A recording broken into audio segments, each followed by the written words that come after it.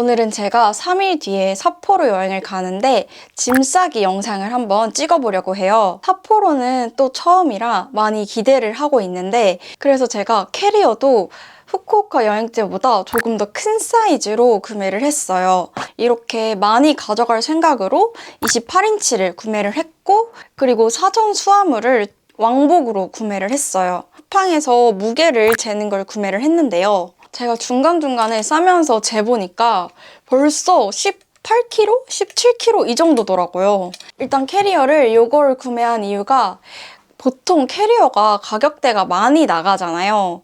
컬러 튀는 거 그리고 튼튼한 거를 구매하자는 주의인데 그래서 제가 잘 쓰고 있던 쿠팡에서 구매했던 캐리어를 더 큰 사이즈로 구매를 했어요.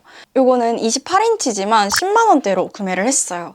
이게 굉장히 튼튼하고 그리고 일단 컬러가 좀 제가 좋아하는 취향이라서 구매를 한 것도 있고 28인치 사이즈는 확장이 안 되더라고요. 24인치는 확장이 돼서 좋았는데 이거는 확장이 안 돼서 적당히 넣어야 된다는 단점이 있어요. 그치만 엄청 튼튼하고 가격 대비 질도 괜찮아서 쿠팡 캐리어 중에 이렇게 양쪽으로 넣는 거 튼튼한 거 찾는 분들한테 추천하고 싶어요. 그리고 또 일본 여행에서 빠질 수 없는 트래블 월렛인데요. 보통 다들 트래블 월렛을 많이 사용을 하실 텐데 오사카에서는 이거로 교통카드가 안 됐던 것 같고 후쿠오카에서는 이걸로 교통카드 결제까지 다 가능했어요. 그때그때 환율이 낮아질 때마다 은행을 가지 않아도 환전을 할 수 있어서 되게 편하더라고요. 저는 얼마 전에도 후쿠오카를 다녀왔지만 카드가 안 되는 곳이 꽤 있었어요. 그래서 트래블 월렛에다가 환전할 돈, 현금으로 환전할 돈 이렇게 분배를 해서 은행도 꼭 가는 편이에요. 그리고 이번에는 친구 넷이서 여행을 하는데 여기다가 공금을 넣어놓고 친구 간 송금으로 해서 n분의 1까지 가능해서 좋더라고요. 그래서 저는 여행 갈 때 이 트래블 월렛은 진짜 무조건 꼭 챙겨가고 있어요. 그리고 현금도 필수로 가져가야 하잖아요. 그래서 저는 원래는 카드 지갑만 쓰는데 이렇게 지폐가 들어가는 반지갑을 꼭 갖고 다녀요. 그래서 여기다가 트래블 월렛을 껴주고 그리고 이렇게 현금을 좀 넣어가는데 보통 트래블 월렛이 현금을 뽑을 수는 있지만 수수료가 나오기 때문에 검색을 해서 편의점을 찾아다녀야 되는 게 귀찮더라고요. 그래서 저는 안전하게 주거래 은행에서 환전을 꼭 해가는데 그때 이제 이런 지폐가 들어가는 지갑이 필요하니까 여기다가 꼭 넣어가고 있어요. 그리고 이거는 여행을 갈 때 굉장히 좋은 여행용 지갑인데요. 사이즈는 여권 사이즈예요. 이렇게 목걸이 끈도 있어서 이렇게 끈을 달 수도 있고요. 그리고 여기에 펜 꼽는 거, 다양하게 카드도 넣을 수 있고 동전도 넣을 수 있는 아주 꿀템이에요. 활용도 높게 하나만 챙기면 이렇게 모든 걸 꺼낼 수 있으니까 편한 것 같아요.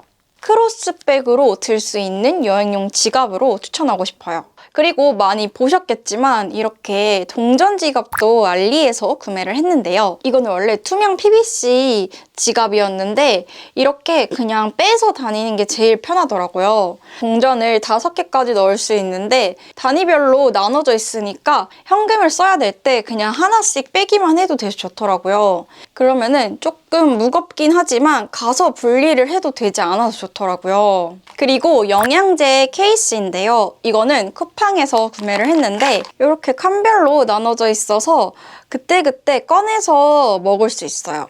저는 3박 4일을 가기 때문에 일단 4개를 챙겼는데요.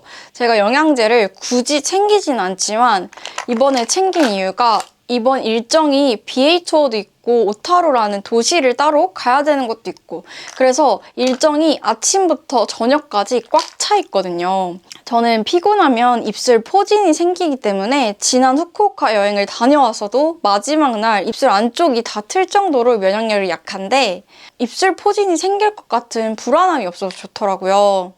그래서 이거는 영양제 케이스를 굳이 여행이 아니어도 챙겨 드시는 약이 있는 분들한테도 추천하고 싶어요. 그리고 비상약도 챙겨가는데요.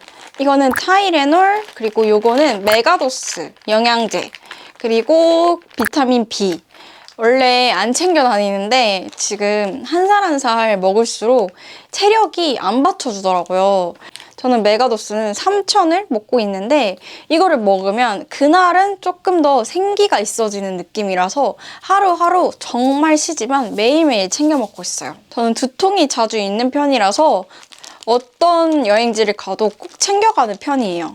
지난 후쿠오카 여행에서도 너무 잘 사용한 브랜든 파우치인데요. 제가 구매한 건 이 큰 사이즈랑 한 단계 작은 사이즈인데요. 이거는 사용하지 않는 이불 같은 걸 압축하는 그런 광고를 보고 혹해서 구매를 했는데 삿포로 갈 때 보통 옷이 두껍잖아요. 그래서 캐리어에 자리를 많이 차지하는데 이게 이따가 보여드릴 무스탕이랑 그리고 모헤어 코트까지 두 가지가 들어갈 정도로 압축이 잘 되더라고요.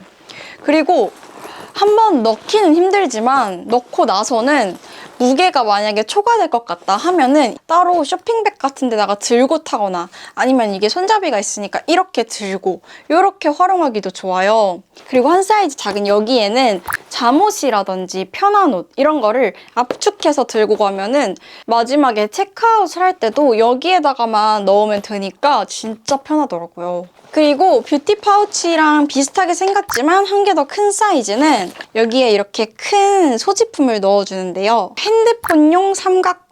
분무기 공병을 왜 챙겼냐면 여행을 갈 때 이렇게 브랜드 파우치 같은 곳에 압축을 하다 보면 아무리 다려놓고 가도 도착해서 입을 옷을 꺼내면은 옷이 다 구겨져 있는 거예요. 보통 좋은 호텔이 아닌 이상 다리미가 있거나 하지 않잖아요.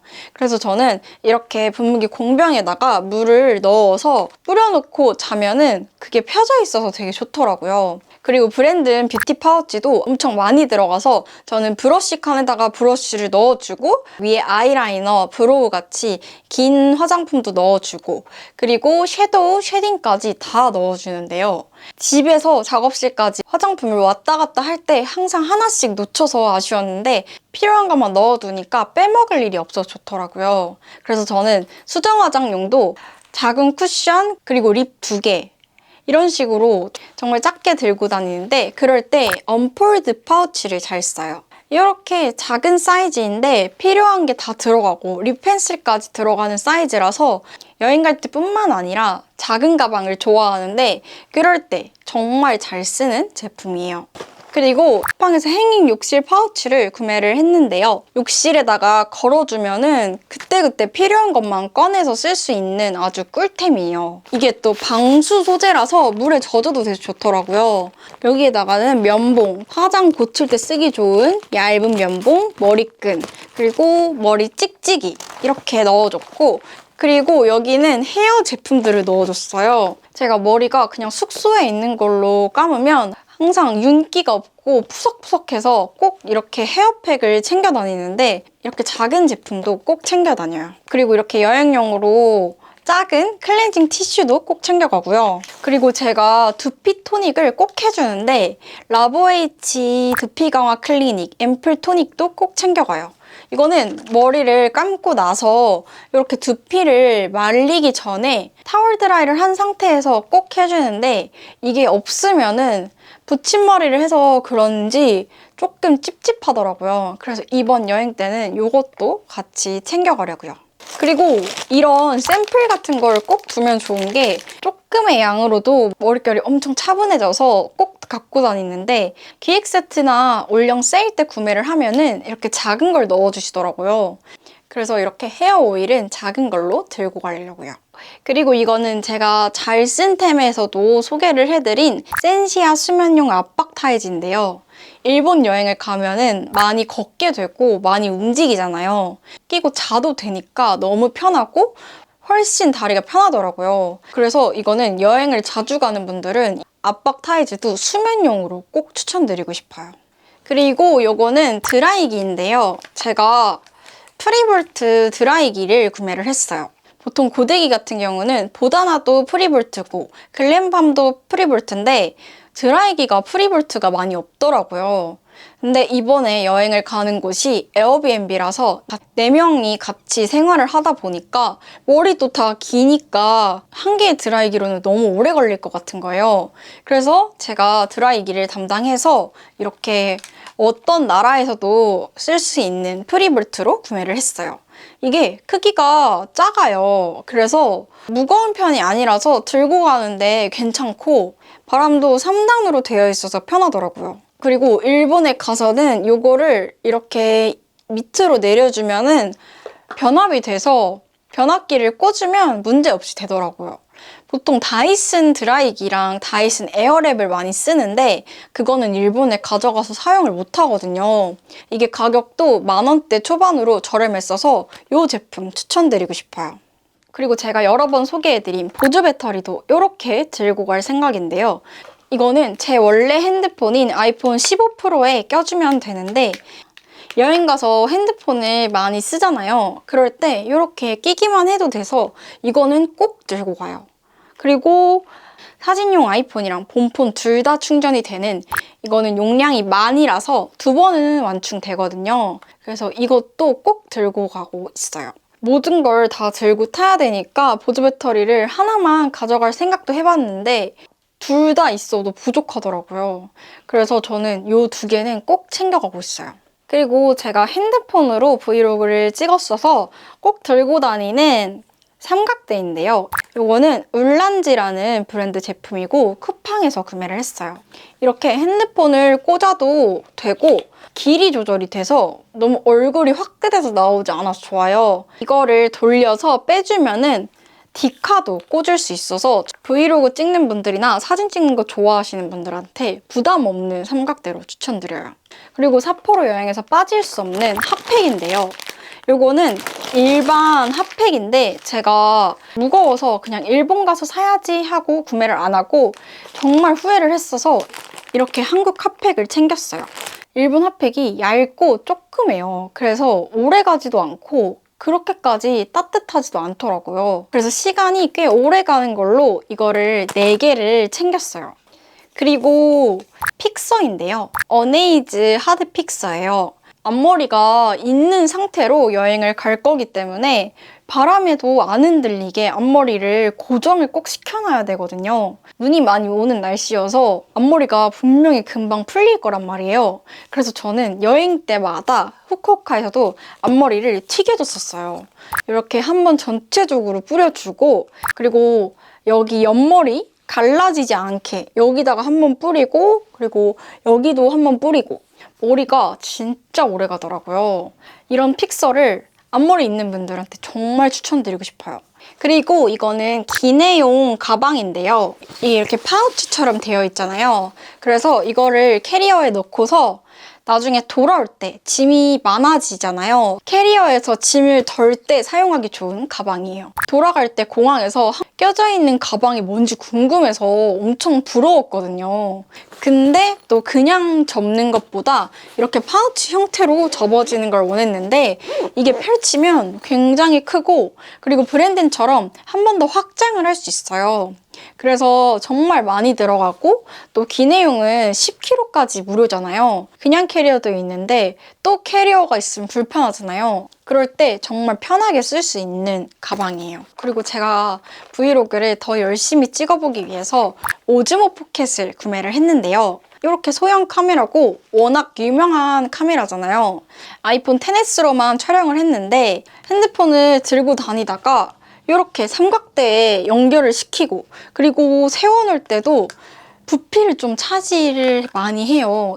그래서 섞어서 찍을 때 사용하려고 오즈모를 구매를 했어요. 아직 사용법은 잘 모르지만 이렇게 들고 다니면서 제가 영상을 편집하다가도 조금씩 멀미가 올 정도로 영상이 많이 흔들리더라고요. 근데 요거는 그런 점이 없어서 이렇게 연구를 많이 해서 메이크업도 담아보고 여러 가지 영상을 찍어볼게요.